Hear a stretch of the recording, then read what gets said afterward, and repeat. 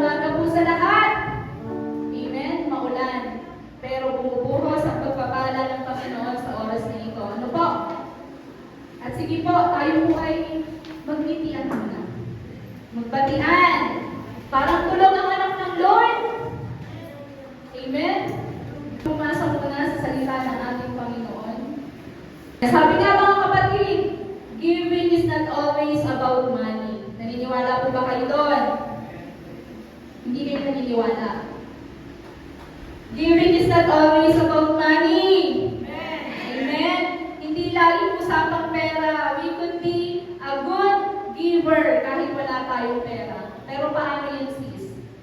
Let's listen to the word of God. Ang sabi po sa 2 Corinthians 9 verse 7, ang bawat isa'y dapat magbigay ayon sa kanyang pasya, maluwag sa loob at hindi napipilitan lamang, sapagkat iniibig ng Diyos ang nagbibigay ng may kagalangan. Basbasan ng Panginoon ang pagkabasa sa kanyang salita. Sige po, makakaupo na po ang lahat. Amen. Kumusta po ang bawat isa? Amen. Sinong updated sa chismis? Sinong updated dyan? Amen. So ngayon po, chismis na salita ng Lord ang pag-uusapan natin. Amen.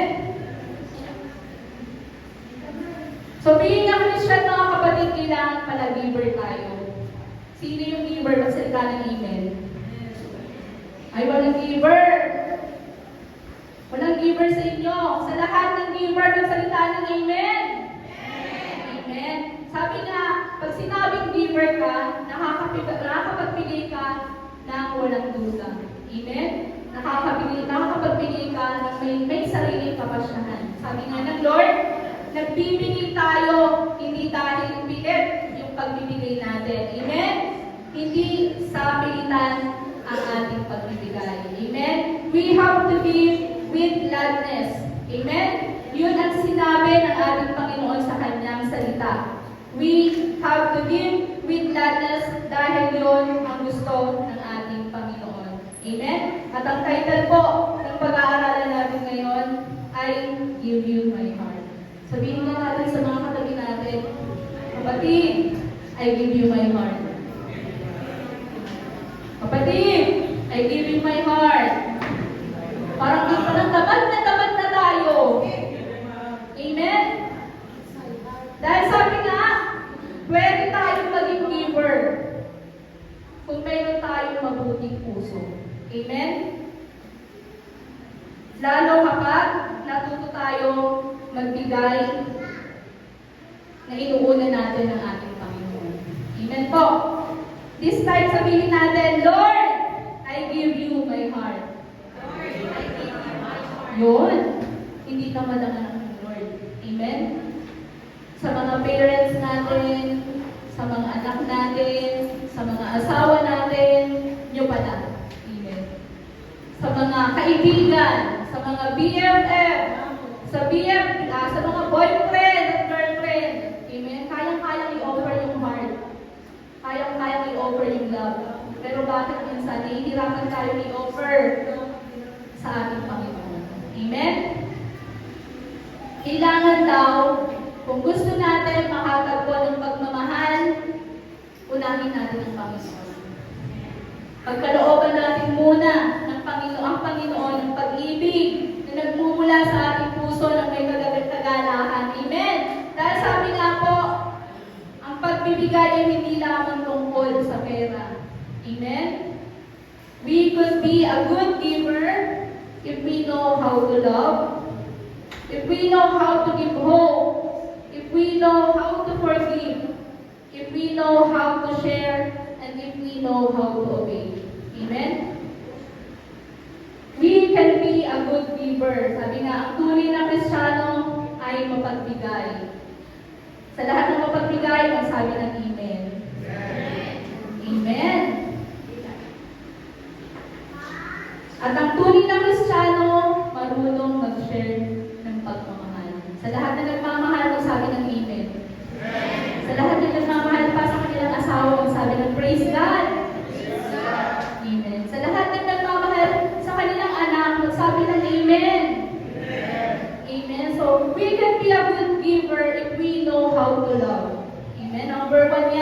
sabi ng ating Lord. Pero dapat, una, palagi ang ating Panginoon. Sa family, sa asawa, sa mga anak natin, sa mga kaibigan, sa mga boyfriends, sa girlfriends natin. Madaming form ang love. Pero marunong nga ba talaga tayo magmahal? Amen? May limit ba talaga dapat ang pagmamahal? Karapat dapat ka tayong mahalin. Amen? So madaming tanong mga kapatid. And that's why kailangan mahalin muna natin ang ating Panginoon. Dahil lahat magagawa natin mahalin if we will choose to love Jesus first. Amen? Na kahit yung mga kinaiinisan natin, makukuha natin mahalin. Sabihin mo nga din sa katabi mo, mahal kita kapatid. Amen? Sa napakasimpleng instruction, napakatamad talaga. Mahal kita kapatid, sabihin mo sa katabi mo. Amen. So mga kapatid, kilala niyo ba si Leia? Hindi si kumaring Leia sa kapitbahay. Si Leia sa Bible. Amen? And she was a good example for this one. Yung makapaghandog ng pag-ibig, ng pagmamahal, na kahit walang katugunan. Amen? So ayan, ang ganda ni Leia. Nagsimula ang love story, nagsimula ang journey ni Leia sa Bible, being heartbroken. Na kahit nag-uumapaw, yung love niya, meron sa puso niya na still, she can have the love na nagmumula sa mismong asawa niya. Aray. Meron bang ganon? Meron bang pag-ibig? May sinasabi mag-asawa pero wala na yung love. May mga pagkakataon po na nag-out of love daw. Amen? At nagiging dahilan kung ba't naghihiwalay ng mag-asawa. Amen? Pero hindi yun ang gusto ng ating Lord. Amen? Na kahit alam ni Leia na nung una pa lang hindi na ibibigay ni Jacob yung pag-ibig. Dahil ang gusto ni Jacob na pakasalan ay ang kapatid niya na si Rachel. Amen? So bilang tao, di ba masakit? Masakit yung naging pain ni Leia. Na siya yung pinakasalan, pero hindi siya yung mahal. Ha. Amen. So sa bawat sa pagsasama nila, nagkaroon sila ng 4 na anak. Amen.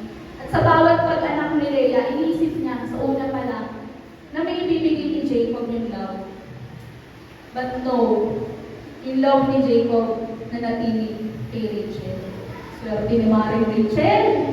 Amen. So, si Leia, naka-realize siya nung nanganak siya sa pang-apat niya na si Judah.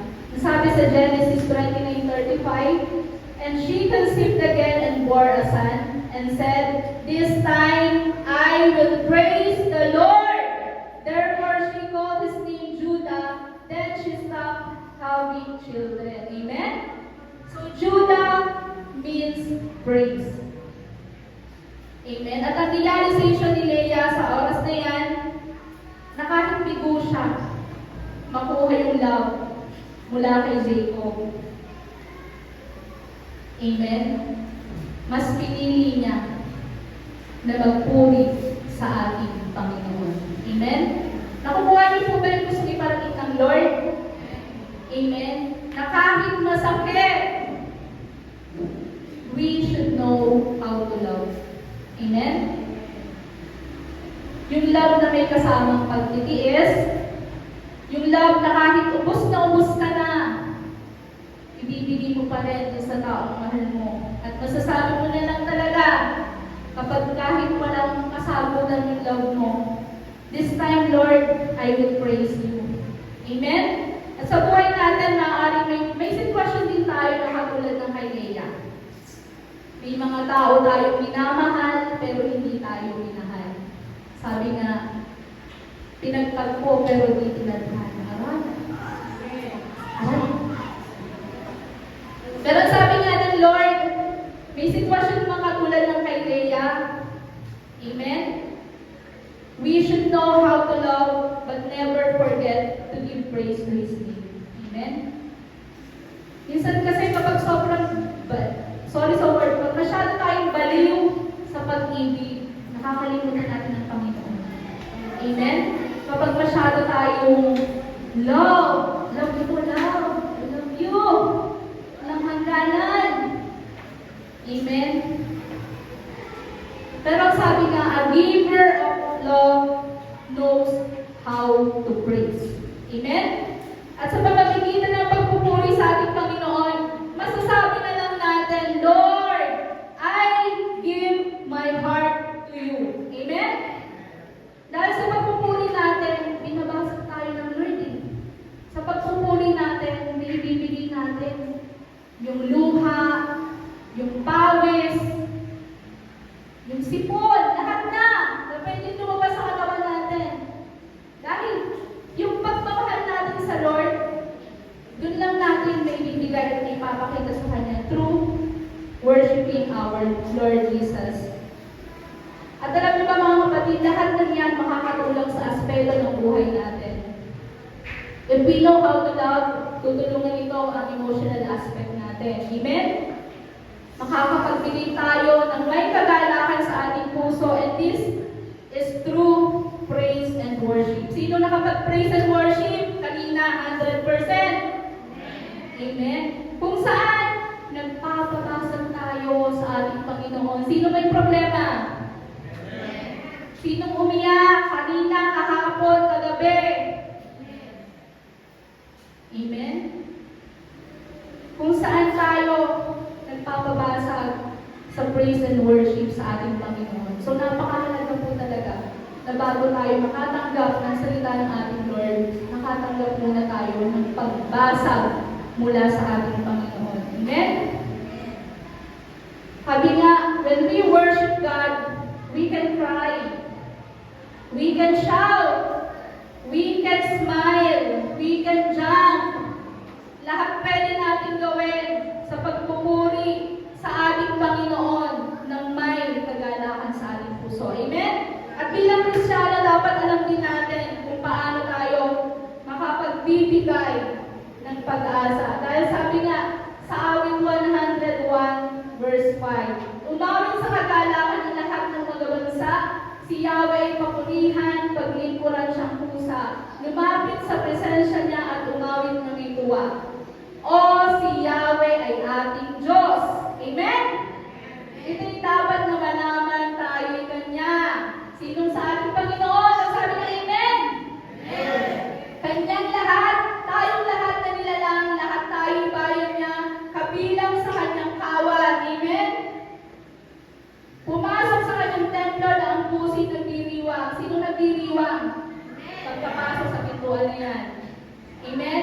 Umaawit, nagpupuri sa loob ng dakong banal. Purihin ang ngalan niya at siya'y pasalamatan. Napakabuti ni Yahweh. Pag-ibig niya'y walang hanggan. Pag-ibig niya ay tunay, laging tapat, kailanman. Amen?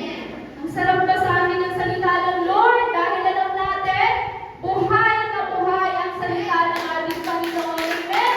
At sabi nga, number 2, why we have to be a good giver. Dapat kailangan natin makapagbigay tayo ng pag-asa sa mga kasama natin. Amen? By the guidance of our Lord, magagawa natin makapagbigay ng hope, ng pag-asa sa mga kapatid natin na nangihina. Sa pamamagitan ng salita ng ating Panginoon. Amen? So, hindi po palagi nasusugod tayo. Kaya mo yan. Ilabas mo lang yan. Okay lang yan. No, mga kapatid, dahil we are not in the situation ng kasama natin, ng kapatid natin, para sabihin na okay lang yan. Amen? Dahil ang taong may problema, walang okay sa kanya. Amen? So, we have to do is to read the Bible, humingi tayo ng wisdom na nagmumula sa ating Panginoon, then we go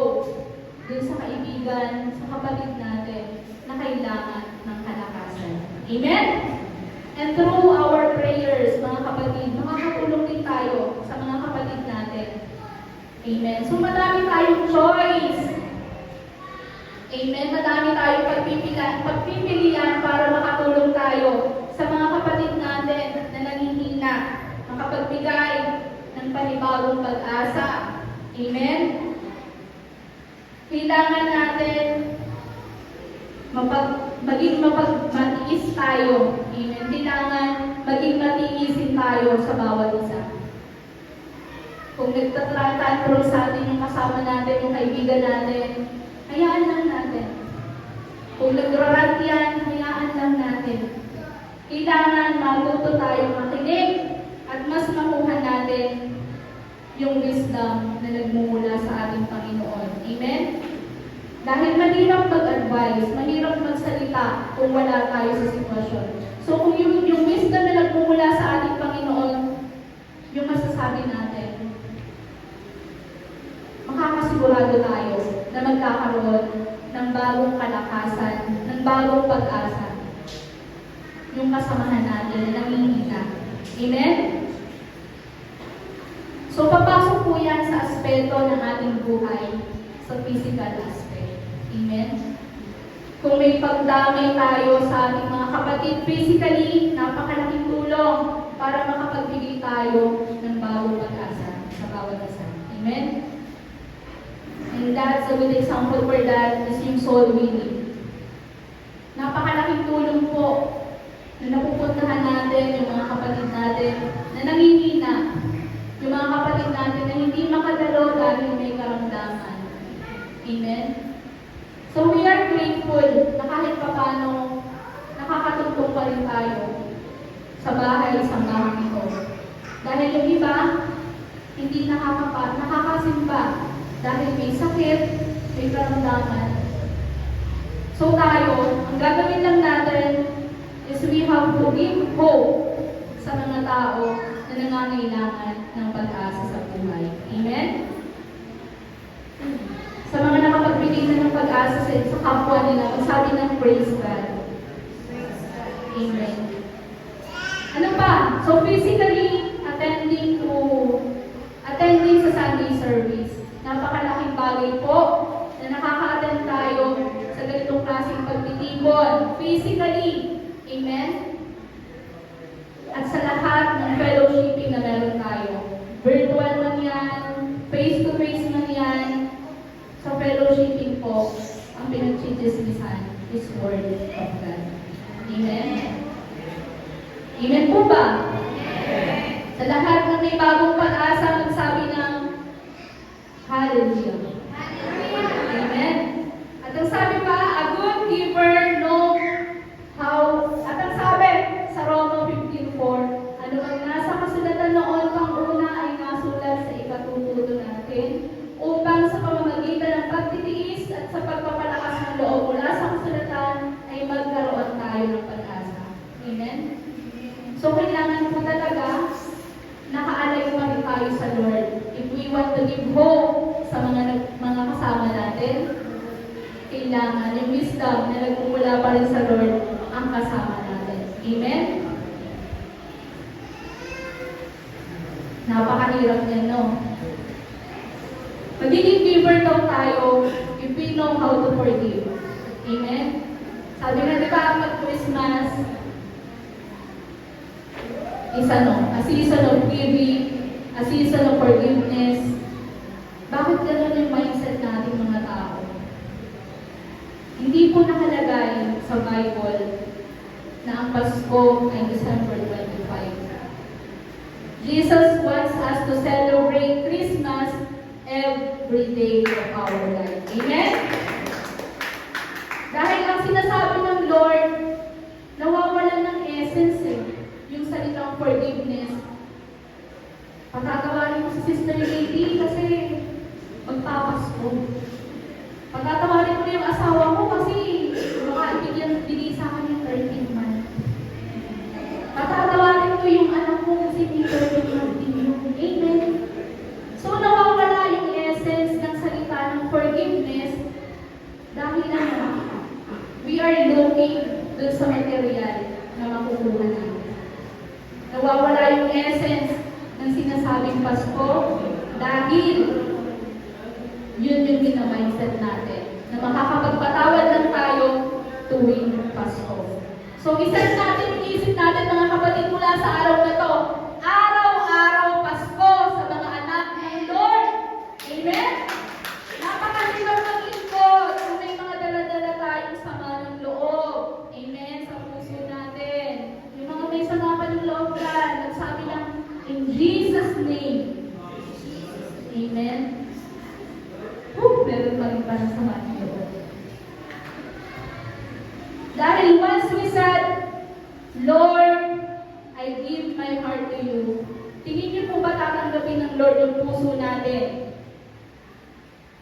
Kung may kinikinisan tayo, kung may kinagagalitan tayo, kung may mga tao pa tayo hindi napapatawad, tingin niyo ba tatanggapin ng Lord yung puso natin? Amen? So hindi. Dahil anong gusto ng Lord? Yung malinis at mabuting puso ang iaalay natin sa Kanya. Amen? Amen. So, kung nakakapagpatawad tayo, meron tayong mukhang ihaharap sa ating Lord para humingi ng tawad sa Kanya. Amen? Mahirap, pero if we consider God, the heart of God leading us, na sinasabi natin na nasa sa atin bilang Kristiyano, then we can do more. We can forgive hindi dahil Pasko. We can forgive hindi dahil may matatanggap tayo mula dun sa tao. We can forgive dahil ayon ang gusto at laman ng puso natin at gusto nating sundin ang sinasabi at gusto ng ating Panginoon. Amen? Kakayanin ba na magpatawad? Amen. So mga kapatid, alisin na ang alitan. Amen? Sabi nga sa Mateo 6:14-15, sapagkat kung pinapatawad ninyo ang mga nagkakasala sa inyo, patatawarin din kayo ng inyong Ama na nasa langit. Ngunit kung hindi ninyo pinapatawad ang inyong kapwa, hindi rin patatawarin ng inyong Ama ang inyong mga kasalanan. Amen. Ang Lord, ang sabi niyan. Amen? So, saan ba papasok yung forgiveness na yun sa buhay natin? Sa mental aspect natin. Amen?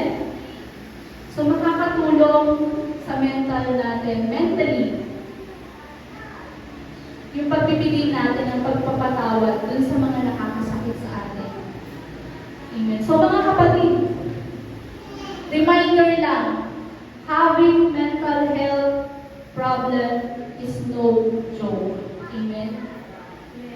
Madaming nagagawa mag-commit ng suicide dahil sa depression, sa anxiety, na nagmumula din sa mga tao na nakapaligid sa atin. Amen?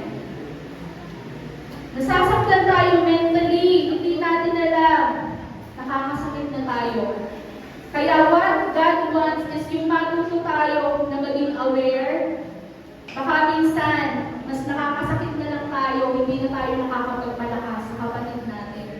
Amen? So as much as possible, kung alam natin na nakakasakit na tayo, through words or kahit sa anong paraan pa yan, palagi natin kunin yung humbleness na itinuturo sa atin ng ating Panginoon. Amen. Dahil mga kapatid, ang paghingi ng tawad, hindi kabawasan sa pagkatao natin. Amen. Ang paghingi ng tawad ay nagpapakilala sa atin bilang isang tunay na Kristiyano at lingkod ng ating Panginoon. Amen? Amen po ba? Dahil sabi nga mga kapatid, if you can be kind, be quiet. Amen? Because at the end of the day, silence will give you peace of mind. Amen? Sino may kapayapaan Amen. So wala kang nasaktan, kaya pa ang buhay. Amen? Yung dapat yung mindset natin bilang Kristiyano, we have to be a good giver sa ating Panginoon through forgiveness. Amen? At ang isa pa, sabi nga po, yan, a good giver know how to share.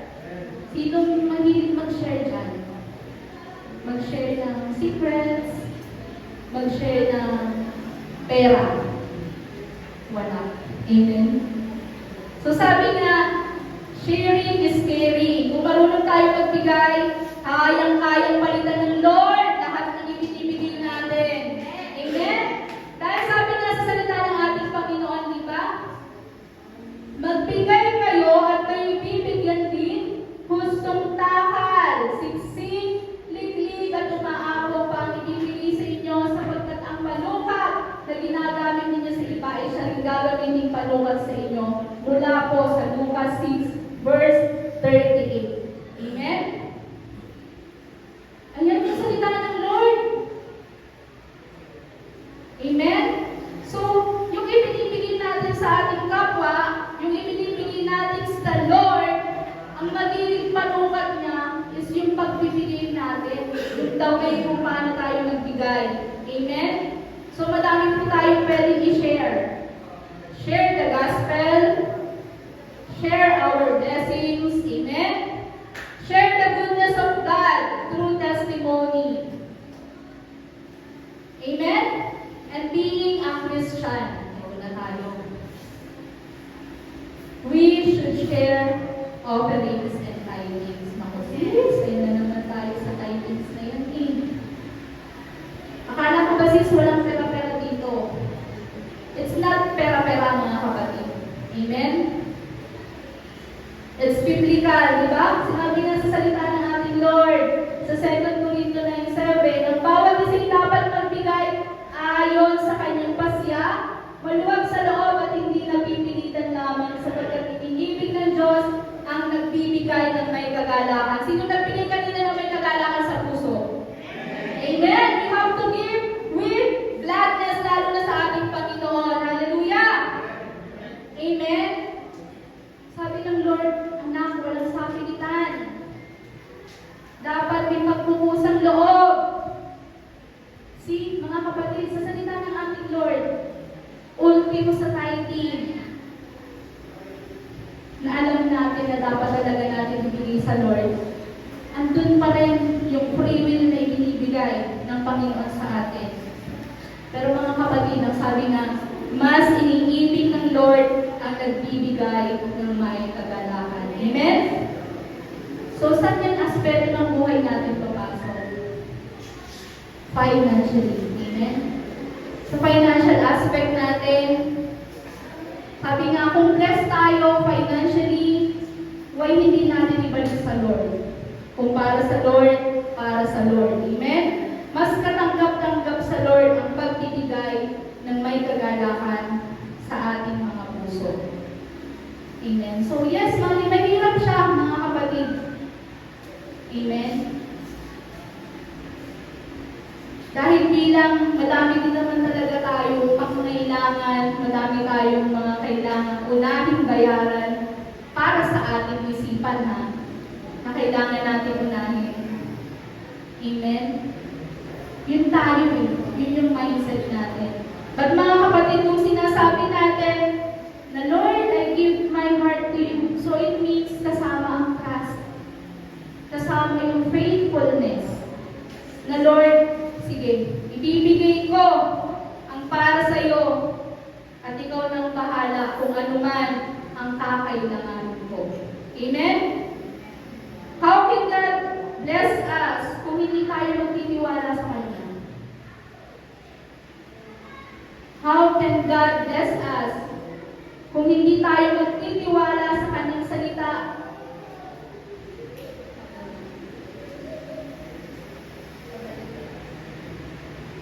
Na ibibigay ng Lord ang hustong takal, siksik, liglig at umaapaw na pagpapala sa ating lahat. Amen? Pinagtitiwalaan ba natin ang salita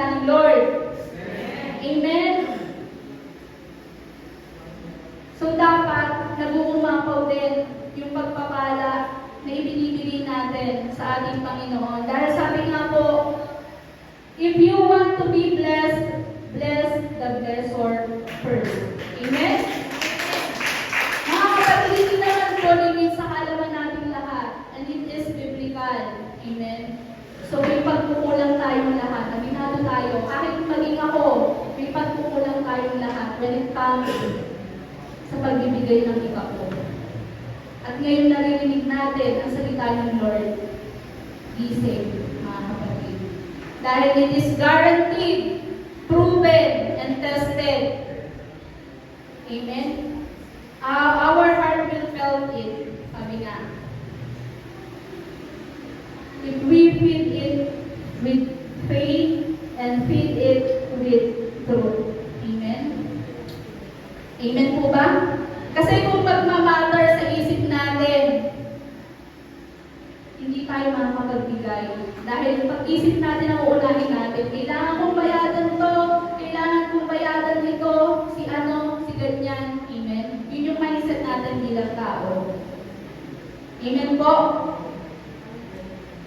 So, hindi tayo makakapagbigay sa Lord sa ganung klaseng mindset. Pero kapag ang magmamatter sa atin ay ang puso natin, and this is heart over mind, mga kapatid. Kailangan maramdaman ang puso natin at kailangan tagnan natin ang puso natin na may kasamang pananampalataya at may kasamang katotohanan. Amen? Dahil ang katotohanan, we have to give what God wants na maibigay at ibalik natin sa Kanya. Amen? Hindi naman kailangan talaga ng Lord ng pera na yan eh. Bakit? Dahil napakayaman ng ating Lord. He will only test us kung mapagkakatiwalaan niya tayo sa maligid na halaga. Amen? Amen po? Tumahimik na ang lahat. Amen. So, sino gusto ng pagpapala? Amen. Sino gusto magbigay sa Lord? Amen. Amen. So, we have to choose lagi na unahin ang ating Panginoon sa pagbibigay. Lalo na sa pagbibigay ng porsyento na para sa ating Panginoon. Amen? Amen. At ang sabi pa, a good giver know how to obey. Amen. Sino marunong sumunod? Sa step. Uy, malapit na Thanksgiving. Sino may ilang ano dyan? Parang women's walang preparation. Ayan.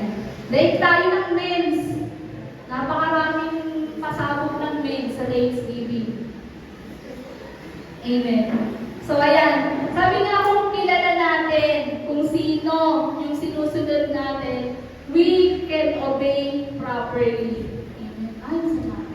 Para akong ano ko, sisto. Ayan.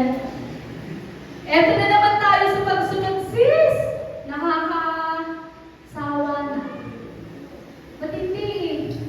Talagang dito tayo pinumpok ng Lord dahil matitigas ang kukote natin bilang lingkod ng ating Panginoon. Sa lahat ng matigas ang ulo, pag sabi ng, sorry Lord. Ayun, Lord, konti lang. Tigas ulo. Sa matigas ang ulo, sabi ng, sorry Lord. Lord. Parang Lord lang, parang galit pa kayo ah. Sabi nga, hindi madali pero wala tayong choice but to obey God. Bakit? Kung sinasabi natin ay binibigay natin sa Lord ang puso natin, bakit hindi tayo makasunod? Amen? Sister Nimalo, lumipat ka na. Lumipat ka na. O diba? Ang bilis sumunod eh. Napakabilis sumunod, pero bakit kung saan tayo susunod? Napakahirap. Kailangan maaga, pero late. Sabi ni Pastora, ang late ng isang linggo, pangit. Babayang ba kayo, pangit kayo? Hindi, nickname ko na pangit talaga ako dahil wala eh, late talaga ako makati. Amen?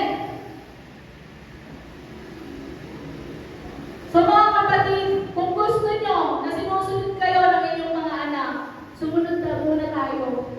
sama natin na nasa langit. Amen? Pupusin natin na sinusunod tayo ng ating asawa. Sumunod muna tayo sa Ama na pinaglilingkuran natin. Amen? Dahil lahat na napuform natin na love, nagmumula sa ating Panginoon. Sabihin nyo man, nalayo kasi ng mga mag-aasawahan dito eh. Sigawan nga kayo dyan, sabihin mo, love, babe, mahal, I love you. Love you. Oh. Amen! So, napakasimple mo, tos. Napakasimple I love you. Isa pa nga. Love you. Oh. Parang si Pastor lang yung nagmamahal dito. Last chance, isa pa sabi ng Lord. Love you. Oh, may dumagdag dito, may dumagdag. Amen. So, sa ganang pagsunod lang, napapakita na natin eh, na kumikilos ang Lord sa buhay natin. Amen? Amen. And it goes to our spiritual aspect, mga kapatid. So, tutulungan ito ang aspeto ng ating spiritual. Kung marunong tayong sumunod, we have the Holy Spirit na ipinagkaloob sa atin ng Lord simula nung nabautismuhan tayo sa tubig sa pangalan ng ating Panginoong Jesus. Amen? Amen. Ang sabi niya po, nakakasunod tayo dahil meron tayo mercy at grace na nagmumula sa ating Panginoon. So tingin niyo po ba, kung hindi natin hawak-hawak, kung hindi natin pinangahawakan yung grace and mercy ng Lord, makakasunod tayo sa Lord? Lalo hindi. Yun nga lang, nakukuha na natin yung grace and mercy ng Lord eh. Hindi tayo makasunod. Paano ka pa kapag wala yung habag at awa na nagmumula sa ating Panginoon? And this is through the Holy Spirit na nagmumula sa ating Lord. At nagagawa natin makaiwas sa mga bagay na hindi naka-align sa gusto ng ating Lord. Amen? Kaya kung gusto talaga natin naganap na makilala at tanggapin natin ang Lord sa buhay natin, susundin natin kung anong utos ng ating Panginoon. Amen? Na makatupad tayo sa salita ng ating Panginoon. Dahil sabi nga sa 1:14-21, ang tumatanggap sa mga utos ko at tumutupad sa mga ito, ang siyang umiibig sa akin. Ang umiibig sa akin, iibigin ng aking Ama. Iibigin ko rin siya at ako'y lubusang magpapakilala sa Kanya. Amen? So, paano natin makikilala ang ating Lord kung hindi natin ibibigay yung puso natin sa ating Panginoon? At hindi tayo tutupad sa kung ano man yung pinag-uutos sa atin ng ating Panginoon. Amen? Amen. At ang sabi nga, obeying to God means hearing the word of God and acting on it. Amen? So, applications, mga kapatid. At sa pagsunod natin sa Lord, mas natututuhan at nauunawaan natin yung mga gusto niya at mas nakakabuti sa buhay natin bilang Kristiyano at anak ng ating Panginoon. Amen? So, napakahalaga po na masip natin araw-araw yung presence ng Lord. Amen? So, kanina po pala nag-praise and worship. Nakausap niyo po ba ang Lord? Amen. Nung nag-praise and worship kanina, naramdaman niyo ba yung presence ng Lord? Amen. So, araw-araw po kailangan masip natin yung presence ng Lord at mas ma-discern natin yung will ng Lord sa buhay natin. Ano nga ba yung will ng Lord sa buhay natin? Amen. Ang will ng Lord sa buhay natin is to be a good giver. Amen. At magagawa lang natin yan if we are convicted by the Holy Spirit na nagmumula sa ating Panginoon. Amen. So mga kapatid, kailangan may bigay natin sa Lord yung pagsunod sa mga salita niya. Amen? Kahit mahirap, napakahirap Pero dapat yun ang gawin natin. At magagawa lang natin yan, sabi nga, di ba? On acting on it. Amen? So it is the application na sa bawat salita na naririnig natin, sa lahat ng tumatayo dito sa unahan nyo. Amen? Sa lahat ng salita ng Panginoong buhay na nakahayag, tuwing Sunday, tuwing fellowshipping, is dapat na i-apply natin sa buhay natin bilang Kristiyano. Amen?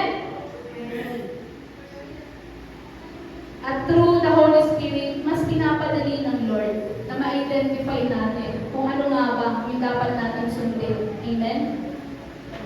Dahil kung nasa sa atin ang Espiritu ng ating Panginoon, the Holy Spirit, amen, mas mararamdaman natin kung ano yung mga bagay na hindi kalugod-lugod sa ating Panginoon. Mas mauunawaan natin yung mga kasalanan na unforgiven sa ating Panginoon. Amen?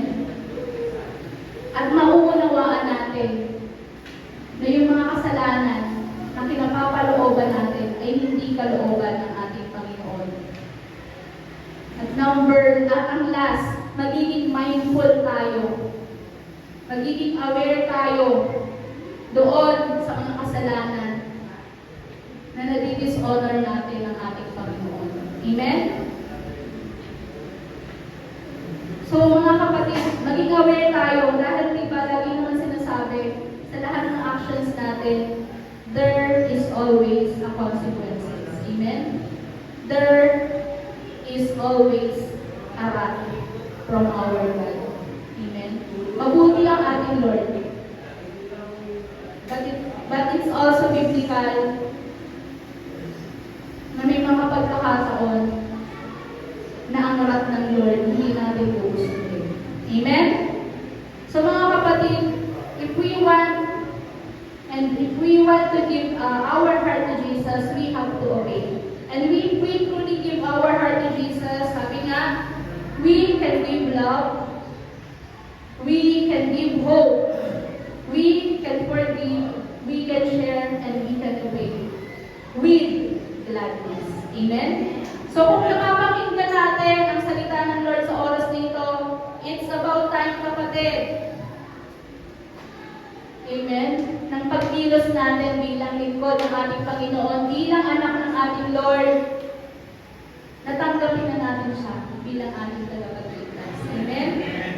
Dahil sabi nga, magagawa lang natin makasunod, magbigay ng pagmamahal, makapagpatawad, makapag-share ng blessings. Amen?